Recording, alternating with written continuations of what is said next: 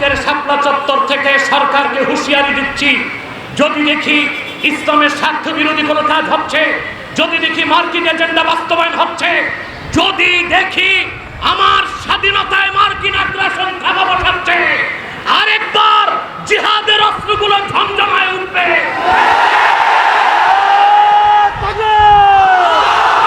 মানবাধিকার কমিশন, এটাকে দেখবেন কিছুদিন পর মৃত্যু কমিশন হবে। গ্লোবাল পলিটিক্সে আমার অনেকগুলো লেকচার আগে ছিল, আমি বলেছি মার্কিন যুক্তরাষ্ট্র আরব বিশ্ব থেকে বিতাড়িত, মধ্য এশিয়ায় পরাজিত।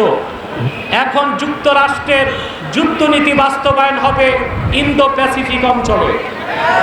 আপনারা দেখেছেন থাইল্যান্ড এবং কম্বোডিয়াতে যুদ্ধ হয়েছে, কিছুদিন পর দেখবেন চায়না এবং তাইওয়ানে যুদ্ধ হবে, আর বাংলাদেশ হবে যুদ্ধের ক্ষেত্র, ফ্রন্ট।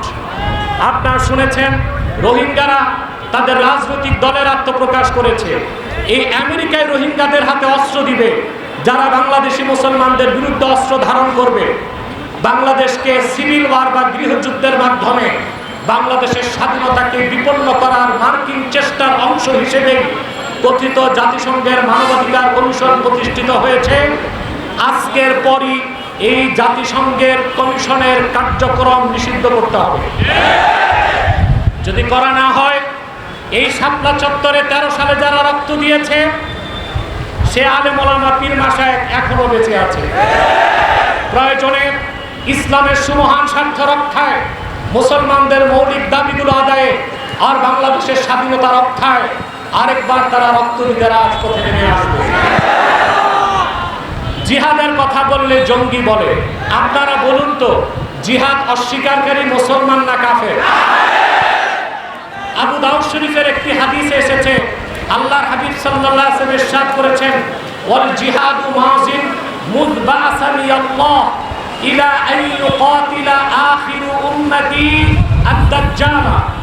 আল্লাহ রাসূল সাল্লাল্লাহু আলাইহি ওয়াসাল্লাম বলেছেন, আমি মুহাম্মদ সাল্লাল্লাহু আলাইহি ওয়াসাল্লামকে প্রেরণ করে আল্লাহ তাআলা আমার উম্মতের উপর জিহাদকে ফরজ করেছেন।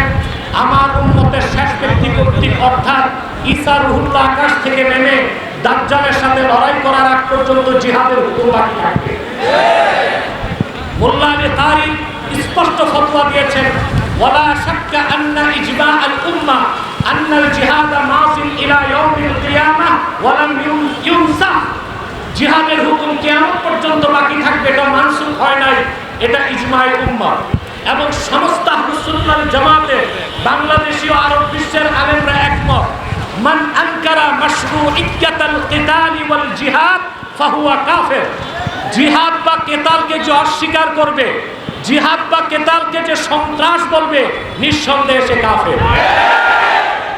আগে ছিল একদল দালাল মৌলবী যারা হিন্দুস্তানের ব্রাহ্মবাদের দালালি করত, ফেসিবাদের দালালি করত, আর এখন কিছু মৌলবী মাঠে নেমেছে যারা যুক্তরাষ্ট্রের দালালি করছে। আপনারা দেখেছেন শুধু হেফাজতের মহাসমাবেশে করিডোরের বিরুদ্ধে বক্তব্য দেওয়া হয়েছে, আরো দুটো মহাসমাবেশ হয়েছে করিডোর ইস্যুতে, চট্টগ্রাম পোর্ট ইস্যুতে, পার্বত্য চট্টগ্রাম ইস্যুতে কোনো বক্তব্য আমরা পাই নাই। বড় বড় দল আপনারা যারা ক্ষমতায় দেখার স্বপ্ন দেখছেন, দেশ থাকলে না ক্ষমতায় যাবে, দেশের স্বাধীনতাই বিপন্ন হচ্ছে। বিদায় লগ্নে দোয়ার আগে একটা কথা বলবো, হানাফি মাযহাবের এটা মত এবং ফতোয়া মুফতাবিহি কওল, ইন হাজামাল আদু আলা বালাদিন তাখরুজুল মারআতু বিগাইরি ইযনি যাওজিহা ওয়াল আমাতু বিগাইরি ইযনি মাওলাহা। যদি কোনো মুসলিম ভূখণ্ডে শত্রুরা প্রবেশ করে স্বাধীনতা হস্তক্ষেপ করতে, সেই দেশের মহিলাদের উপর ওয়াজিব হয়ে যাবে স্বামীর অনুমতি ছাড়া জিহাদের ময়দানে যাবে।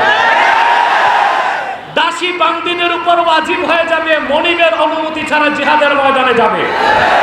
আজকের শাপলা চত্বর থেকে সরকারকে হুঁশিয়ারি দিচ্ছি, যদি দেখি ইসলামের স্বার্থ বিরোধী কোনো কাজ হচ্ছে, যদি দেখি মার্কিন এজেন্ডা বাস্তবায়ন হচ্ছে, যদি দেখি আমার স্বাধীনতায় মার্কিন আগ্রাসন থাবা বসাচ্ছে, আরেকবার জিহাদের অস্ত্রগুলো ঝমঝমায় উঠবে।